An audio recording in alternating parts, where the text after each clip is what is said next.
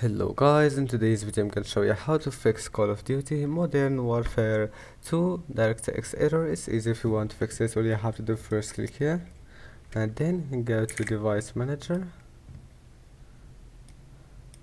Now go to Display Adapters, right click Properties, Driver and click Update, and then do the same thing to the next one and close it. And after that go to GeForce Experience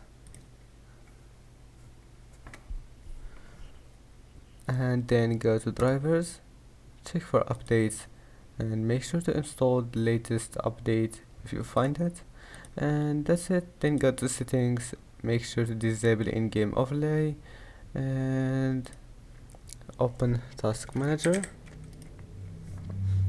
and then close all the applications that you will find like Discord, Google Chrome and stuff like that, and just make sure to free up your memory and try again. Your problem must be fixed. See you in the next video.